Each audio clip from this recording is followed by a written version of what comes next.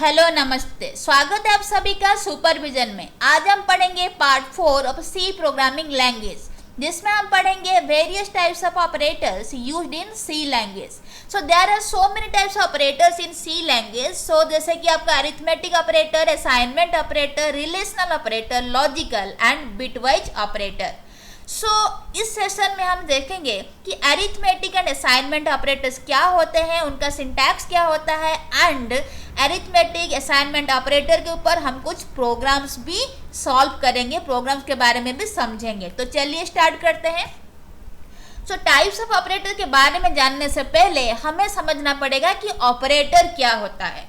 तो ऑपरेटर क्या है? These are the symbol. Operator क्या है? सिंपली सिंबल है। आप यहाँ पे देख पा रहे होंगे कि सिंपली सिंबल है जो क्या करता है कि वेरियस ऑपरेशन परफॉर्म करता है।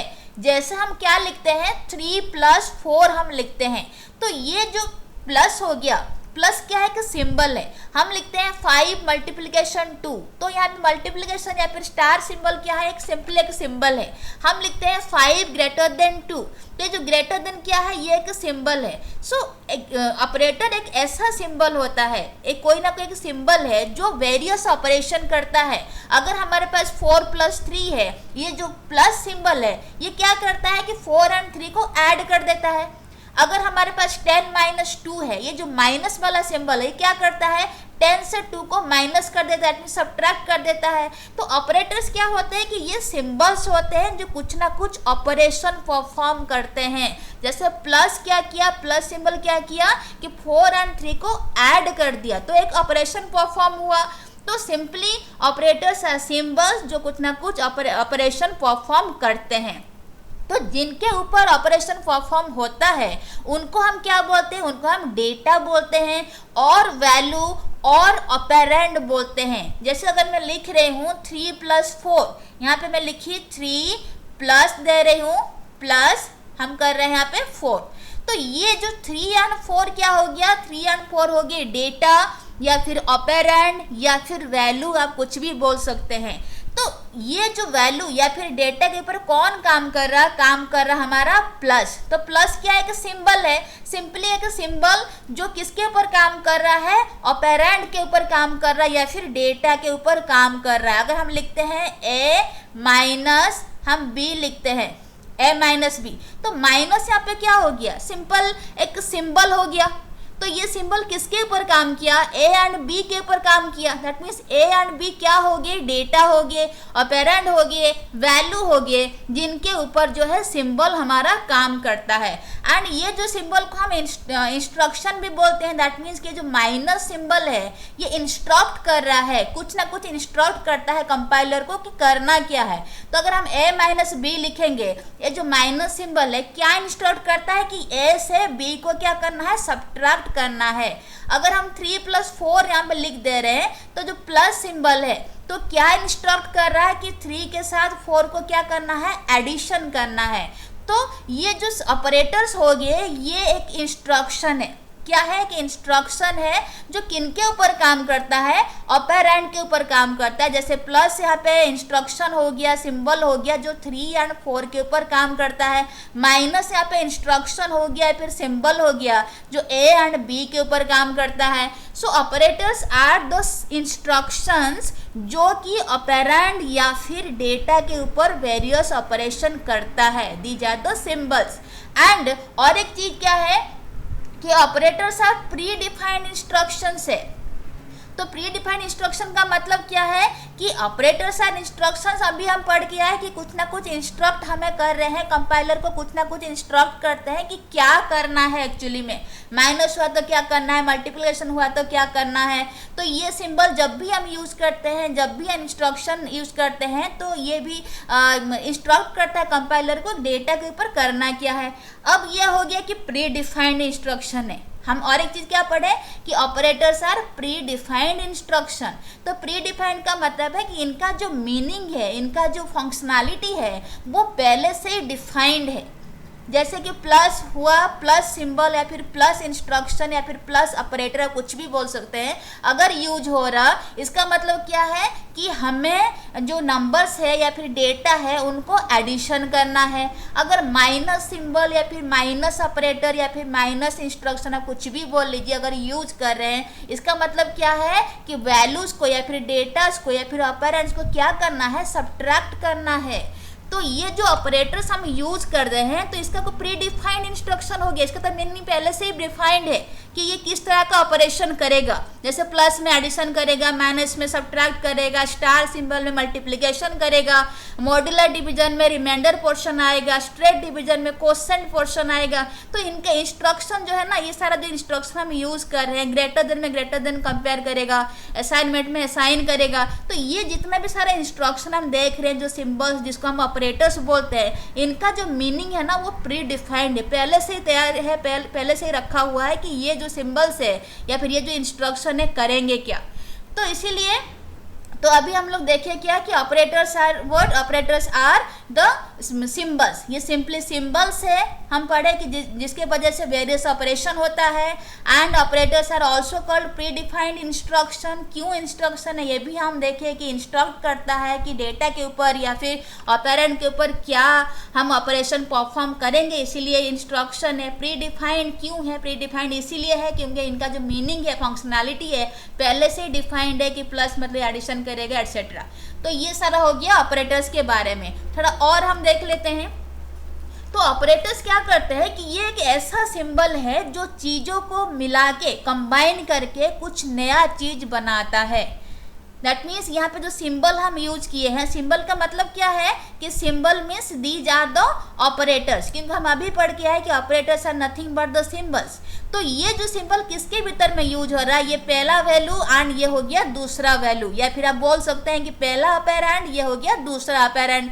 तो ये जो सिंबल हम यूज कर रहे हैं, कुछ भी सिंबल रहेगा, तो ये सिंबल किसके ऊपर यूज हुआ, फर्स्ट वैल्यू सेकेंड वैल्यू के ऊपर यूज हुआ।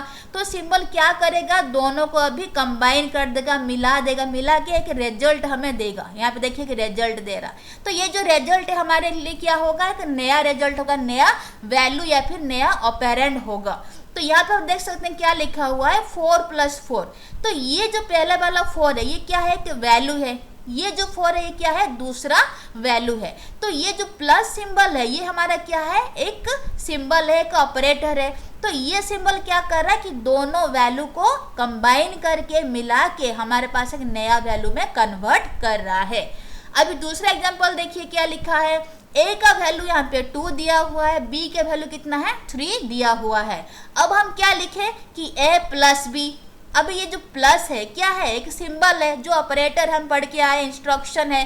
तो ये किसके ऊपर काम कर रहा, ए एंड बी के ऊपर काम कर रहा। तो ए एक वैल्यू है, बी एक दूसरा हमारा वैल्यू है। तो ये सिंबल क्या किया कि दोनों के ऊपर कंबाइन किया, फिर दोनों के ऊपर ऑपरेशन करके हमें क्या किया कि नया वैल्यू जनरेट कर दिया, 2 + 3 = 5। तो यहाँ पे हम पढ़े कि ऑपरेटर एक ऐसा सिंबल है जो कंबाइन करता है वैल्यूज को, जिसको हम देखें अभी ऑपरेंड्स का जो वैल्यू है या फिर ऑपरेंड्स को कंबाइन करता है, कंबाइन करके हमें एक रिजल्ट देता है जो एक नया वैल्यू होता है। तो चलिए नेक्स्ट पढ़ लेते हैं। These are the arithmetic operators, क्योंकि इस सेशन में हम arithmetic operator and assignment operator के बारे में डिस्कस करेंगे। तो पहले हम देख लेते हैं अरिथमेटिक ऑपरेटर्स। तो अरिथमेटिक ऑपरेटर्स का मतलब है कि जो बेसिक अरिथमेटिक ऑपरेशंस परफॉर्म करता है। जैसे आपको पता है प्लस जो होता है वो एडिशन करता है, जैसे हम 2 + 2 यहाँ पे लिख रहे हैं क्या 4। फिर माइनस हो गया एक सिंबल या फिर ऑपरेटर आप बोल सकते हो, ये कि अरिथमेटिक ऑपरेटर है जो सब्ट्रैक्शन करता है, जैसे 5 - 3 हो गया 2। यहाँ पे मल्टीप्लिकेशन जो है मल्टीप्लाई कर देता है, हम देख रहे हैं। एंड ये हो गया स्ट्रेट डिवीजन जो कोसेंट वाला पोर्शन देता है। अगर 10 के साथ हम 2 को डिवाइड करेंगे, कोसेंट पर्सन में 5 आता है। एंड ये जो हो गया ये हमारा क्या हो गया, मॉड्यूलर ऑपरेटर या फिर मॉड्यूलस डिवीजन, या फिर आप बोल सकते हैं मॉड्यूलस ऑपरेटर। तो ये मॉड्यूलस ऑपरेटर क्या करता है, आपको रिमाइंडर देगा। रिमाइंडर अगर हम क्या करेंगे 11 के साथ 3 का मॉड्यूलर डिवीजन कराएंगे तो रिमाइंडर पर्सन में कितना आएगा, 2 आएगा। तो यहाँ पे 2 क्या हो गया, रिमाइंडर हो गया हमारा, जो किसके वजह से आया, मॉड्यूलर डिवीजन के वजह से आया। तो यहाँ पे हम देख सकते हैं, अगर हम 10 को यहाँ पे लिखते हैं 10 मॉडुलर डिवीजन 2, तो रिमाइंडर में कितना आता, 0 आता। तो यहाँ पे मॉडुलर डिवीजन क्या करता है कि हमें रिमाइंडर पोर्शन देता है, एंड स्ट्रेट डिवीजन क्या करता है, हमें क्वोशिएंट पोर्शन देता है। ये वाला चीज आप ध्यान रखिएगा। So these are called the arithmetic operator, जो कुछ बेसिक अरिथमेटिक ऑपरेशन करने के लिए यूज होता है। जैसे प्लस में एडिशन होगा, स्ट्रेट डिवीजन में क्वोशिएंट देगा, मल्टीप्लिकेशन में मल्टीप्लाई कर देगा, माइनस में सब्ट्रैक्ट कर देगा, मॉडुलर डिवीजन में आपको रिमाइंडर पोर्शन देगा। तो ये जो है कुछ ना कुछ बेसिक अरिथमेटिक ऑपरेशन परफॉर्म करने के लिए यूज होता है। तो चलिए इसके ऊपर थोड़ा प्रोग्राम हम देख लेते हैं। यहाँ पे जो प्रोग्राम लिखा हुआ है, it contains all the arithmetic operator जो हम अभी डिस्कस करके आए। तो यहाँ पे देख लीजिए क्या लिखा हुआ है कि हैश इंक्लूड stdio.h। देखिए यहाँ पे हैश इंक्लूड stdio.h। तो इसके बारे में हम प्रीवियस लेसन में पढ़ चुके हैं। अगर आप उस वीडियो को नहीं देखे तो आप मेरा चैनल का प्लेलिस्ट में जाके उन वीडियोस को देख सकते हैं। तो यहाँ पे देखिए क्या लिखा है, हैश इंक्लूड stdio.h। तो यहाँ पे जो stdio.h क्या है कि हेडर फाइल है, स्टैंडर्ड इनपुट आउटपुट, इसका full form standard input output header file. ये हेडर फाइल क्या कंटेन करता है कि इनपुट आउटपुट जो फंक्शन है उनको कंटेन करता है। तो ये एंटायर प्रोग्राम है जो हम प्रिंटफ यूज कर रहे हैं, ये प्रिंटफ फंक्शन जो है stdio.h हेडर फाइल जो है उसको सपोर्ट करता है। तो प्रिंटफ फंक्शन को हम प्रोग्राम में यूज करने के लिए हमें उसका हेडर फाइल लिखना पड़ेगा। तो प्रिंटफ, स्कैनफ फंक्शन, अभी हम स्कैनफ फंक्शन इस प्रोग्राम में यूज नहीं किए हैं, आगे आने वाले प्रोग्राम में यूज करेंगे। तो प्रिंटफ एंड स्कैनफ फंक्शन जो है जो डिस्प्ले करने के लिए और इनपुट लेने के लिए यूज होता है। तो ये जो इनपुट एंड आउटपुट फंक्शन हो गया, कौन सपोर्ट करता है कि standard input output header file जो है ये सपोर्ट करता है। तो इसीलिए अगर हमें प्रोग्राम में प्रिंटफ एंड स्कैनफ लिखना है तो हमें उनके वो जिस हेडर फाइल में प्रेजेंट है उस हेडर फाइल को देना पड़ता है, जो कि हम यहाँ पे दे दिए हैं। अब हैश इंक्लूड क्या करता है कि हैश इंक्लूड एक प्री प्रोसेसर है जिनका काम क्या है कि वो एंटायर प्रोग्राम में standard input output .h header file को इंक्लूड करता है।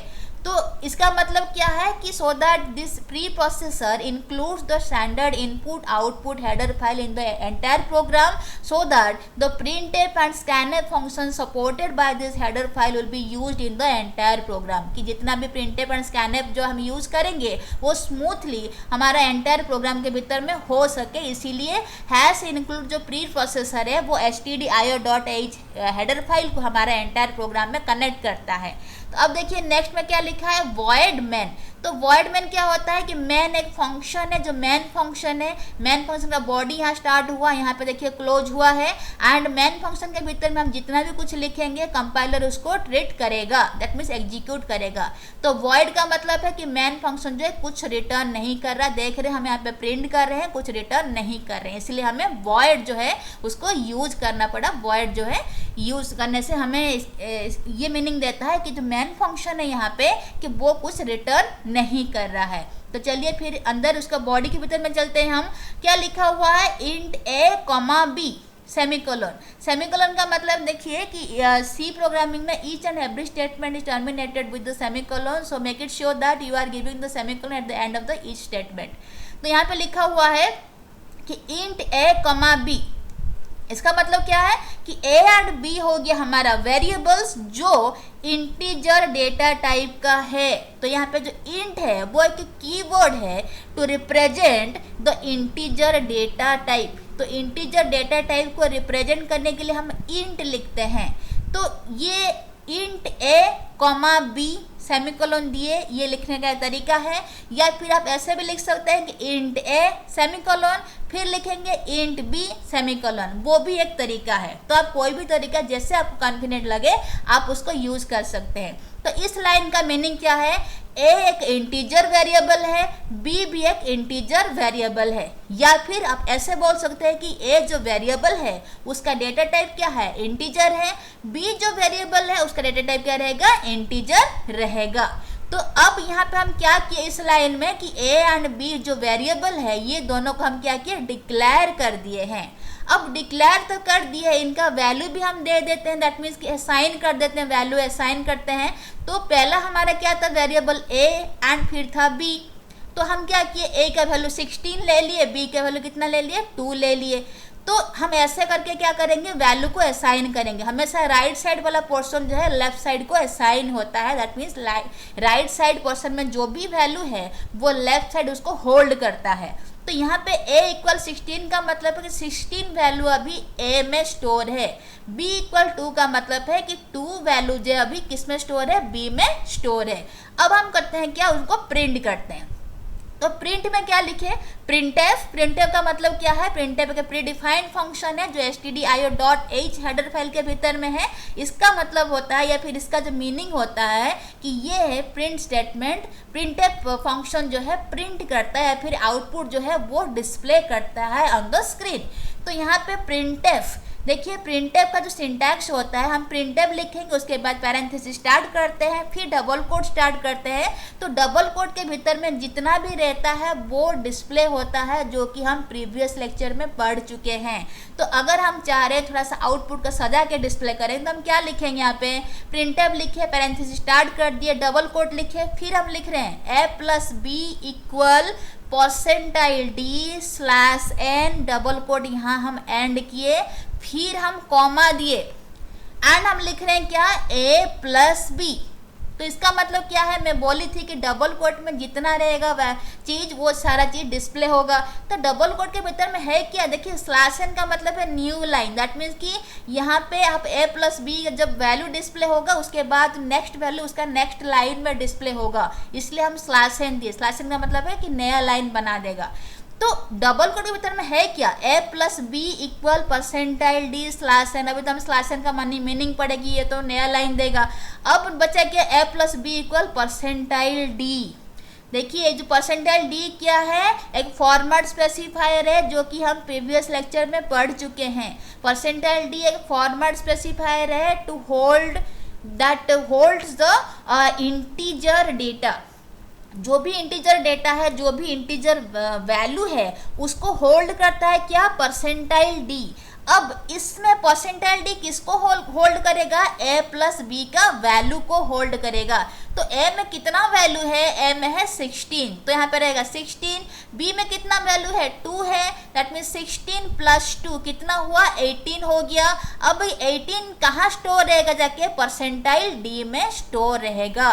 तो हमारा जो आउटपुट क्या आएगा, a प्लस बी इक्वल 18, क्योंकि 18 वैल्यू यहाँ पे कहाँ आया, a प्लस बी का वैल्यू आके परसेंटाइल डी में स्टोर हो गया। दैट मीन्स कि percentile D is now replaced with the value of a plus B. तो जितना भी था कॉमा के बाद जो भी चीज रहेगा उसका वैल्यू जाके उसका फॉर्मेट स्पेसिफायर में सेट हो जाता है, फॉर्मेट स्पेसिफायर में रह जाता है। तो हम क्या लिखे, a plus B equal percentile D. ये परसेंटाइल डी जो है इंटीजर का फॉर्मेट स्पेसिफायर है जो इंटीजर होल्ड करता है। तो कौन सा वैल्यू होल्ड करेगा, a एंड b को ऐड करने के बाद जितना भी आ रहा है उसका वैल्यू को होल्ड करेगा। अगर हमारे पास यहाँ पे फ्लोट में होता तो हम क्या लिखते हैं, अगर हमारे जो वेरिएबल है a एंड b, अगर हम यहाँ पे फ्लोट लिख देते, फ्लोट इंटीजर के जगह में फ्लोट लिखते, तो यहाँ पे क्या लिखते, फॉर्मेट स्पेसिफायर में परसेंटाइल f लिखते। अगर हम यहाँ पे डबल वैल्यू लेते, इसका अगर डेटा टाइप हम इंटीजर के जगह में डबल लेते, तो यहाँ पे क्या लिखते, परसेंटाइल LB लिखते, LF लिखते।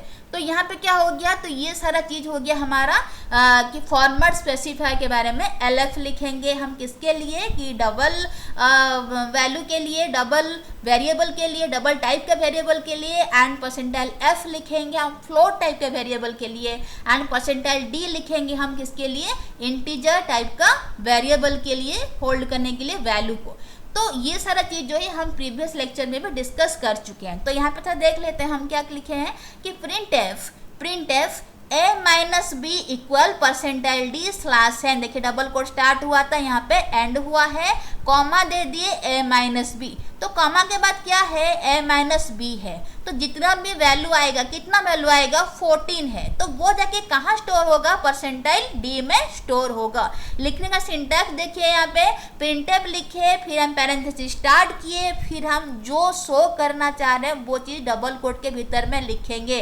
तो हम शो करना चाह रहे a minus B equal this much. तो उतना मुझे लिखना पड़ेगा। तो क्या लिखी, a माइनस बी इक्वल, इतना तो शो कराएगा। यहाँ पे परसेंटाइल डी में वैल्यू शो कराएगा, किसका वैल्यू, ये जो a माइनस बी है उसका वैल्यू जो है यहाँ पे शो कराएगा। तो कितना लिखेगा, a माइनस बी इक्वल 14, जो यहाँ पे आ चुका है a माइनस बी इक्वल 14।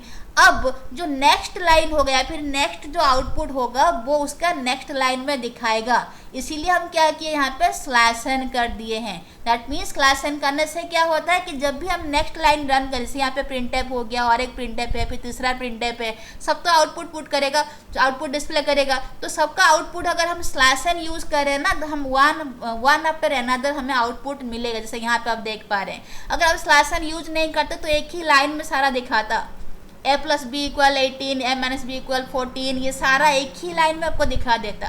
तो स्लैश एन दिए हैं बोल के इस तरह का सजा के हमें दिखा रहा है कि a plus B equal this much, a minus B equal this much, ऐसा करके सारा कुछ दिखा रहा है। तो अब जितना बार स्लैश एन देंगे उतना जो गैप है ना वो बढ़ जाता है next line and previous line के भीतर में। दैट मीन्स कि उतना बार हम एंटर, स्लैश एन का मतलब है इक्वल टू एंटर, जैसे हम एंटर देते हैं तो एक लाइन नीचे आ जाता है, सेम थिंग ये स्लैश एन लिखेंगे तो एक लाइन हमारा जो आउटपुट में शो करेगा एक लाइन नीचे आ जाएगा।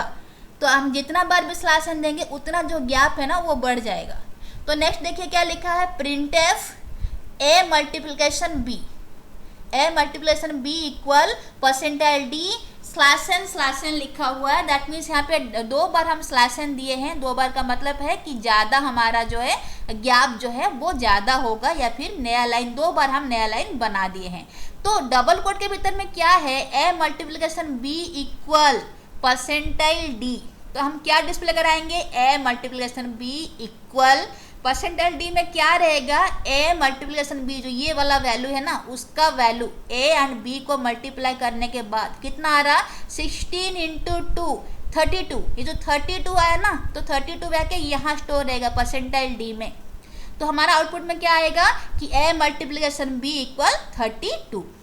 अब देखिए नेक्स्ट क्या लिखा है, प्रिंट एफ डबल कोट के भीतर में क्या लिखे, a division b equal percentile d slash N, यहाँ पे देखिए डबल कोट्स एंड कर दिए हम, फिर हम क्या किए, कॉमा दे दिए, a डिवीजन b, इसको स्ट्रेट डिवीजन बोलते हैं, जिसका मतलब है कि क्वेश्चन वाला पोर्शन जो हमें शो कराएगा। तो हम आउटपुट में क्या दिखाएंगे, क्या दिखाना चाह रहे हैं यहाँ पे कि a straight division b equal this much. तो उसके लिए हमें तो पूरा लिखना पड़ेगा, हम लिखे अभी देखिए डबल कोट के भीतर में क्या दिखाएगा कि a straight division b equal, यहाँ पे देखिए इक्वल लिखा हुआ है, इक्वल तक यहाँ पे आ गया। अब देखिए परसेंटाइल डी, ये जो परसेंटाइल डी है किसका वैल्यू है, ए स्ट्रेट डिवीजन बी का जो वैल्यू है ना यहाँ पे, उसका वैल्यू देखिए परसेंटाइल डी में हमारा स्टोर करेगा। तो हमें आउटपुट में दिखाएगा 8 स्ट्रेट डिवीजन बी इक्वल 8, क्योंकि 16/2 जो होता है ना वो 8 रहता है क्वेश्चन पार्ट में। अब देखिए नेक्स्ट क्या लिखे हैं, प्रिंट एफ कि डबल कोट के भीतर में क्या है, A percentile B equal percentile D slash N, double quote यहाँ पे हम एंड कर दिए, फिर कॉमा दे दिए, फिर हम यहाँ पे इसको लिख दिए। दैट मीन्स हम ये आउटपुट में शो कराना चाह रहे हैं कि A modular division B equal this much, इतना हम दिखाना चाह रहे हैं, A modular division B equal this much. तो यहाँ पे हम क्या लिख रहे हैं कि A modular division B equal percentile D. तो ये जो परसेंटाइल डी है ना, ये परसेंटाइल डी किसका वैल्यू स्टोर कराएगा, A modular division B. A modular division B का मतलब है कि ए को हम बी से डिवाइड करेंगे, जितना रिमाइंडर आएगा ना वो सारा रिमाइंडर, वो रिमाइंडर जो है कहाँ स्टोर रहेगा, परसेंटाइल डी में स्टोर रहेगा। तो आउटपुट में क्या दिखाएगा, अगर हम 16 को 2 से डिवाइड करें तो क्वेश्चन रिमाइंडर क्वेश्चन में कितना आएगा, हमारा 0 आएगा। तो ये जो 0 ना कहाँ जाके स्टोर रहेगा, परसेंटाइल डी में स्टोर हो जाएगा। तो हमें आउटपुट में क्या दिखाएगा कि ए परसेंटाइल, दैट मीन्स यहाँ परसेंटाइल का मतलब मॉड्यूलर डिवीजन, कि A modular division B equal, यहाँ पे वैल्यू किसका value, A modular division B का value, that means 16 modular division 2, remainder कितना है, 0 है। तो ये 0 जाके कहाँ स्टोर हो रहा है, यहाँ पे स्टोर हो रहा है। तो ए मॉड्यूलर डिवीजन बी इक्वल 0, इतना आपको आउटपुट में दिखाएगा। तो यहाँ पे हम स्टार्ट किए थे, यहाँ पे हम बॉडी को क्लोज करवा दिए। तो ये था प्रोग्राम जिसमें हम क्या किए, अरिथमेटिक ऑपरेटर्स के बारे में कुछ बेहतर सीख पाए। तो चलिए नेक्स्ट देख लेते हैं। तो असाइनमेंट ऑपरेटर का मतलब है कि ये तो पहला थिंग है कि इक्वल साइन से डिनोट होता है। देखिए यहाँ पे इक्वल साइन से हमारा डिनोट होगा। तो असाइनमेंट ऑपरेटर में होता क्या है कि राइट साइड का जो वैल्यू है ना वो लेफ्ट साइड में असाइन होता है। ध्यान रखिएगा कि असाइनमेंट ऑपरेटर होता है कि दो वैल्यू के ऊपर हमेशा काम करता है। ये जो असाइनमेंट ऑपरेटर होता है इसका मतलब क्या है कि राइट साइड में जो वैल्यू है वो उसको लाके हम लेफ्ट साइड को देंगे या फिर लेफ्ट साइड में असाइन करेंगे। तो ये होता है असाइनमेंट ऑपरेटर में। तो इसके बाद हम पढ़ लेते हैं। देखिए सिंटैक्स क्या है कि वेरिएबल नेम इक्वल वैल्यू। देखिए यहाँ पे जो इक्वल है वो क्या है, असाइनमेंट ऑपरेटर है।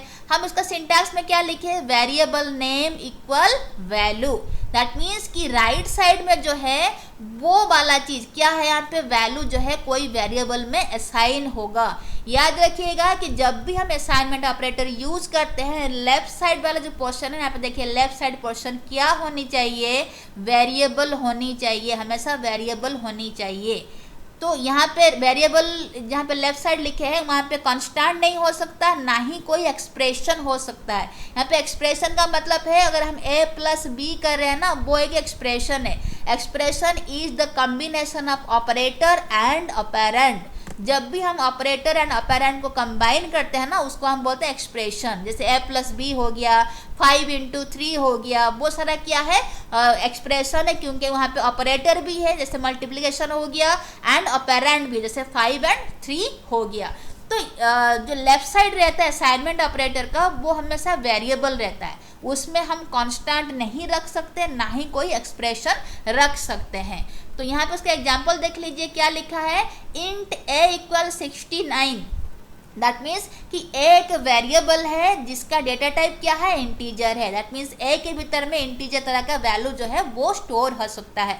तो यहाँ पे हम कितना असाइन कर दिए, 69 को हम असाइन कर दिए। That means 69। इसका देखिए यहाँ पे क्या लिखा हुआ है कि असाइनमेंट ऑपरेटर बीच में यूज है। तो असाइनमेंट ऑपरेटर क्या करता है, राइट साइड का वैल्यू को लेफ्ट साइड में असाइन करता है। तो अगर हम लिख रहे हैं इंट a इक्वल 69 तो यहाँ पे वेरिएबल कौन है, यहाँ पे a हमारा वेरिएबल है, 69 क्या है, वैल्यू है।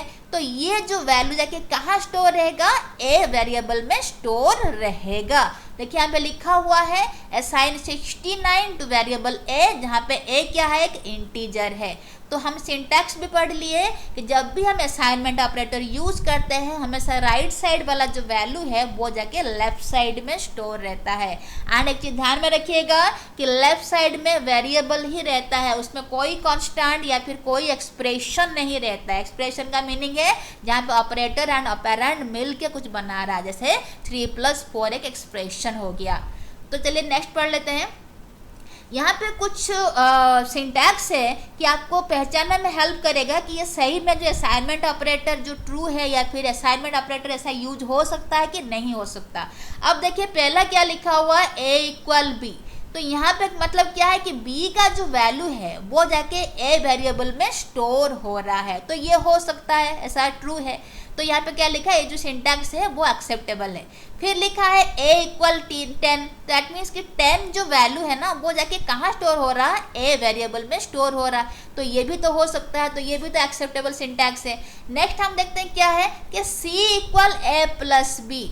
मीनिंग क्या हो गया कि a का वैल्यू एंड b का वैल्यू जो भी हमें गिवन होगा उसको ऐड करने के बाद जितना भी वैल्यू होगा वो हम कहाँ स्टोर कराएंगे, c में स्टोर कराएंगे। तो c equal a plus B is a valid syntax. फिर हम नेक्स्ट देखते हैं कि 10 इक्वल a लिखा हुआ है। देखिए यहाँ पे क्या गड़बड़ हो गया कि लेफ्ट साइड में क्या रह गया, कांस्टेंट रह गया। हम पढ़ के आए थे कि जब भी हम अरिथमेटिक असाइनमेंट ऑपरेटर्स वगैरह यूज करते हैं वहाँ पे लेफ्ट साइड में कभी भी हम कांस्टेंट या फिर एक्सप्रेशन नहीं रखते हैं। लेकिन यहाँ पे देखिए रूल के अगेंस्ट में जा रहा है कि लेफ्ट साइड में हमारा कांस्टेंट है, राइट साइड में वेरिएबल है, जो कि एक वैलिड सिंटैक्स नहीं है। फिर नेक्स्ट देख लेते हैं कि a plus B equal C. देखिए यहाँ पे भी सेम रूल है, लेफ्ट साइड में क्या रह गया, लेफ्ट साइड में एक एक्सप्रेशन रह गया। एक्सप्रेशन का मतलब है कि यहाँ पे ऑपरेटर भी है एंड ऑपरेंड भी है। तो इसका मतलब क्या है, अगर हम सिंटैक्स देखेंगे ना, इसका मतलब क्या रहेगा कि सी का जो वैल्यू है वो ए प्लस बी में स्टोर कराओ। अब लेफ्ट साइड में तो एक्सप्रेशन आ गया, तो हमारा जो असाइनमेंट ऑपरेटर का जो रूल्स में हम लेफ्ट साइड में एक्सप्रेशन नहीं रखते हैं, लेफ्ट साइड में वेरिएबल रहता है। तो यहाँ पे a प्लस बी अगर हम ऐसा लिख दिए तो इसका मतलब है कि c में जो वैल्यू है a प्लस बी को ऐड करने के बाद वहाँ स्टोर कराओ। अब a का वैल्यू तो कुछ होगा, b का भी वैल्यू कुछ होगा। मान लीजिए कि a का वैल्यू 10 है, b का वैल्यू भी 10 है, तो अब a प्लस बी में कितना हो गया, 20 हो गया। तो 20 इक्वल c। देखिए हमारा पहला वाला सिंटैक्स जो है फिर से रिपीट होने लगा इस सिंटैक्स में भी। अगर हम a का वैल्यू 10 ले रहे हैं, b का वैल्यू 10 ले रहे हैं, तो 10 प्लस 10 कितना है, 20 है, तो 20 इक्वल c हो जाएगा। तो ये तो यही वाला सिचुएशन फिर से आ गया कि लेफ्ट साइड में जो है फिर से कांस्टेंट आ गया। अगर हम a एंड b का वैल्यू भी पुट कर रहे हैं तो ये सिंटैक्स तो वैलिड नहीं है। दैट मीन्स कि a plus B equal c जो है ये भी एक इनवैलिड सिंटैक्स है। दैट मीन्स कि लेफ्ट साइड में कभी हम एक्सप्रेशन नहीं रखते हैं, वेरिएबल रहता है। अगर आप ऐसे समझेंगे तो ये भी बेटर रहेगा, या फिर अगर आप एग्जाम्पल के थ्रू में समझ पाएंगे, जैसे a का अगर 2 दे दिए, b का वैल्यू 2 दे दिए, तो 2 प्लस 2 इक्वल c हम लिख रहे हैं। दैट मीन्स 4 इक्वल c हम लिख रहे हैं। तो 4 इक्वल c में क्या होगा कि c का जो वैल्यू है हम उसको 4 को देंगे। तो ऐसा इम्पॉसिबल चीज़ है, हमेशा कांस्टेंट जो है ना वो वेरिएबल में रहता है, वेरिएबल कभी कांस्टेंट में नहीं रहता है। तो इसके लिए ये जो सिंटैक्स है गलत हो गया। हम यहाँ पे वेरिएबल को कांस्टेंट में रख रहे हैं जो कि इम्पॉसिबल है। तो यहाँ पे भी सेम चीज़ है कि a एंड b का कुछ वैल्यू गिवन है, मान लो कि 2 एंड 2 गिवन है, तो 2 प्लस 2 कितना हो गया, 4 हो गया। तो हम क्या लिख रहे हैं, 4 इक्वल c। तो सेम चीज़ हो गया कि वेरिएबल को फिर से लाके क्या कर रहे हैं कि कांस्टेंट में स्टोर करें, जो कि नहीं होता है। तो ये था कुछ वैलिड एंड इनवैलिड सिंटैक्स के बारे में। चलिए नेक्स्ट पढ़ लेते हैं। Next is very important operators are there, इनको बोलते हैं हम शॉर्ट हैंड ऑपरेटर।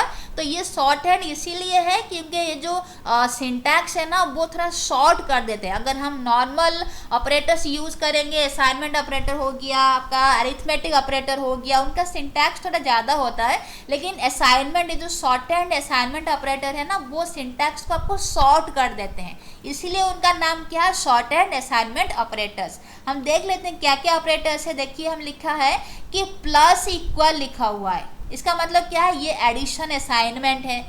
ये क्या है, माइनस इक्वल है, मीन सब्ट्रैक्शन असाइनमेंट है। ये मल्टीप्लिकेशन इक्वल का मतलब है multiplication assignment. Straight division equal का मतलब है division assignment, and this is remainder assignment. तो हम एक एक करके मीनिंग पढ़ लेते हैं, तो ध्यान से देखिएगा, बहुत ज़्यादा इंपॉर्टेंट है।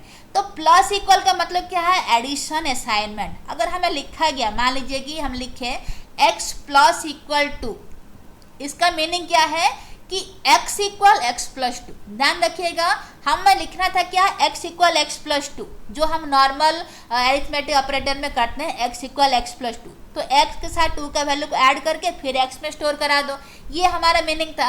अब हम इसको क्या करें, थोड़ा शॉर्ट कर देते, सिंटैक्स देखिए शॉर्ट हो गया यहाँ पे, x प्लस इक्वल 2 हम ऐसे शॉर्ट हैंड में लिख दिए। तो इसका मतलब क्या है, सेम है x इक्वल एक्स प्लस 2। ये जो एक्सप्रेशन था हमारे पास, जो ज़्यादा बड़ा सिंटैक्स था, उसको हम छोटा करके इन शॉर्ट हैंड में लिख दिए, x plus equal two. Meaning क्या है, x इक्वल एक्स प्लस 2। यहाँ पे x minus equal two, that means x इक्वल X minus 2। x multiplication equal two, that means x इक्वल x मल्टीप्लीकेशन 2। यहाँ पे x straight division equal two का मतलब है x इक्वल x स्ट्रेट डिवीजन 2। यहाँ पे रिमाइंडर इक्वल का मतलब क्या है कि x इक्वल x मॉडुलर डिवीजन 2। तो ये था, अगर आपको इस तरह का सिंटैक्स कहीं पे मिल रहा है, देखने को मिल रहा है, इसका मतलब है क्या है, हमें पता चल गया कि x प्लस इक्वल 2 का मतलब है x इक्वल एक्स प्लस 2। तो आगे अगर आपको कहीं पे भी इस तरह का सिंटैक्स दिखेगा तो आप आसानी से इसका आंसर कर सकते हैं। तो x मल्टीप्लिकेशन इक्वल 2 का मतलब क्या हो गया, x इक्वल x मल्टीप्लिकेशन 2। तो ये था कुछ शॉर्ट हैंड असाइनमेंट ऑपरेटर्स के बारे में। चलिए इसके बाद आगे पढ़ लेते हैं। ये है उसका बहुत इजी एग्जाम्पल कि इसके थ्रू में आपको जितना भी शॉर्ट हैंड ऑपरेटर्स हम पढ़ के आए उसके बारे में बेहतर नॉलेज हो जाएगा। तो चलिए स्टार्ट कर लेते हैं। देखिए यहाँ पे सेम चीज़ लिखा हुआ है कि हैज से इंक्लूड stdio.h, जो कि हम अभी भी डिस्कस कर चुके हैं। तो फिर लिखा हुआ है वॉइड मैन। तो यहाँ पे क्या है, हैश इंक्लूड एक प्री प्रोसेसर है जो standard input output header file को एंटायर प्रोग्राम में इंक्लूड करता है, सो दैट कि जो प्रिंटफ फंक्शन है, जो हम प्रोग्राम में प्रिंटफ फंक्शन यूज किए हैं, इस प्रिंटफ फंक्शन को वो सपोर्ट कर सके, क्योंकि printf function is included in the standard input output header file. अगर हमें प्रिंटफ फंक्शन यूज करना है तो हमें standard input output header file को प्रोग्राम में इंक्लूड कराना पड़ेगा, जो कि हैश इंक्लूड प्री प्रोसेसर कर रहा है। अब मेन फंक्शन हो गया हमारा जो कि कुछ रिटर्न नहीं कर रहा है, इसलिए हमारे यहाँ पे वॉइड लिखे हैं। तो यहाँ पे मेन फंक्शन का बॉडी स्टार्ट हुआ, यहाँ पे क्लोज हुआ है। यहाँ पे एंटायर प्रोग्राम के भीतर में कुछ भी हम रिटर्न नहीं कर, हम प्रिंट कर रहे डायरेक्ट, इसलिए इसका जो रिटर्न टाइप है क्या है, वो वॉइड है। अब देखिए हम एक एक करके सारा शॉर्ट हैंड ऑपरेटर्स के बारे में सीख लेते हैं। तो पहला क्या है कि इंट सी इक्वल टू, तो यहाँ पे क्या हो गया कि c एक वेरिएबल है जो इंटीजर टाइप का है या फिर इंटीजर डेटा होल्ड कर सकता है। तो वहाँ पे हम कितना असाइन कर दिए, 2 असाइन कर दिए। तो यहाँ पे क्या है कि ये डायरेक्ट असाइनमेंट हम कर दिए, पहले हम डिक्लेयर करके असाइन नहीं किए हैं, जैसे कि हम प्रीवियस एग्जाम्पल में करके आए थे।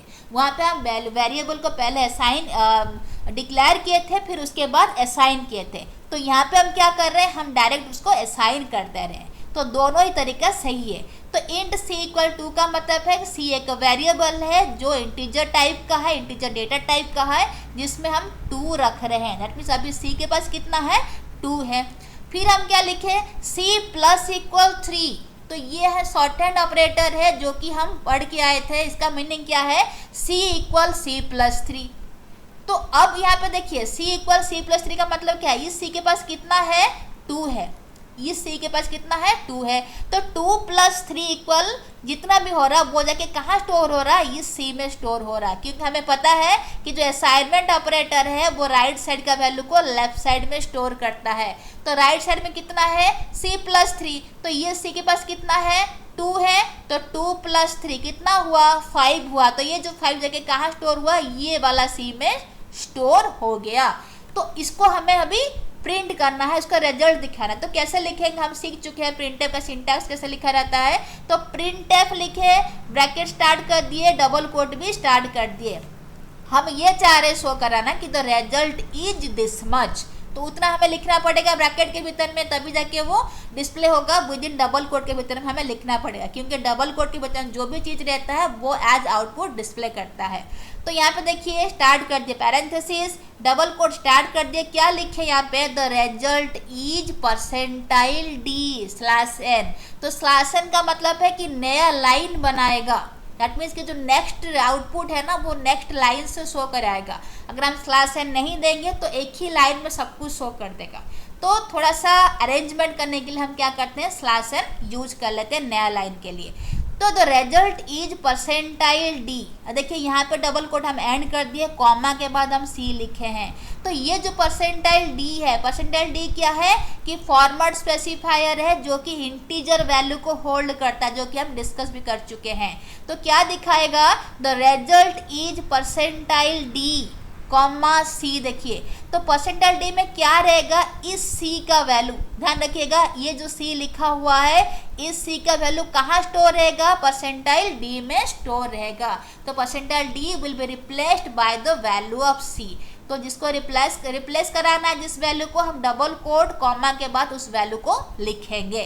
तो यहाँ पे सी का वैल्यू जो यहाँ पे जो स्टोर था, कितना स्टोर था, 5 स्टोर था। 5 जगह कहाँ रह गया अभी, परसेंटाइल डी में। तो प्रिंटफ क्या किया, आउटपुट क्या दिखा दिया, द रिजल्ट इज 5, जो हम यहाँ पे देख पा रहे, रिजल्ट इज 5। चलिए नेक्स्ट देख लेते हैं। नेक्स्ट क्या है कि डी एक वेरिएबल है जिसमें हम कितना असाइन किए हैं, 20, एंड डी का क्या डेटा टाइप है, इंट है। ठीक है, तो इंट जो वेरिएबल है उसका, डी जो वेरिएबल है उसका डेटा टाइप है इंट, जिसमें हम 20 असाइन किए हैं। देन हम क्या लिखे, डी माइनस इक्वल 10। इसका मतलब क्या है, ये कि शॉर्ट हैंड ऑपरेटर, इसका मतलब पढ़ के आए कि d इक्वल डी माइनस 10 है, इतना है। तो अब देखिए क्या लिखा हुआ है कि प्रिंट एफ डबल कोट के भीतर हम क्या लिखे, the result is percentile D slash N, यहाँ पे डबल कोट एंड किए, कॉमा एंड किए, डी लिखे। तो ये जो परसेंटाइल डी में कौन सा वैल्यू स्टोर रहेगा, इस डी का वैल्यू स्टोर रहेगा। तो ये डी में जितना स्टोर है वो जाके यहाँ परसेंटाइल डी में स्टोर कराएगा। एंड डबल कोट भीतर में जो भी लिखा हुआ है उसको हमें एज रिजल्ट देखना पड़ेगा। तो क्या आएगा result, the result is this much, इतना आएगा। अब हम देख लेते हैं कि डी में कितना वैल्यू स्टोर रहा। तो पहले हमारे पास डी में कितना था, 20 था।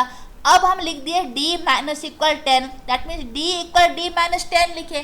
तो ये डी में कितना स्टोर है, इस डी में हमारा 20 स्टोर है। तो 20 माइनस 10 जो है 10, तो दैट मीन्स ये जो डी के पास कितना रहा, 10 रहा। तो वही डी को हम यहाँ पे शो कराए हैं। तो क्या लिखाएगा, द रिजल्ट इज 10, जो कि हमें यहाँ पे दिख रहा है। चलिए नेक्स्ट पढ़ लेते हैं। नेक्स्ट दिया हुआ है कि ई एक वेरिएबल है जिसका जो डेटा टाइप क्या है, इंटीजर है। एंड कितना वैल्यू हम असाइन किए हैं, हम 4 वैल्यू असाइन कर दिए हैं। देन हम शॉर्ट हैंड ऑपरेटर क्या लिख रहे हैं, ई मल्टीप्लिकेशन इक्वल 4, जिसका मीनिंग क्या है, E equal E multiplication 4। That means कि ये ई में जितना भी वैल्यू है उसके साथ 4 को मल्टीप्लाई करके जितना आउटपुट आ रहा है उसको ये लेफ्ट साइड वाला डी ई में स्टोर कराना है। तो हम चाह रहे हैं रिजल्ट दिखाएंगे, तो रिजल्ट इज दिस मच। तो इतना दिखाने के लिए हमें उसको प्रिंट एफ में लिखना पड़ेगा।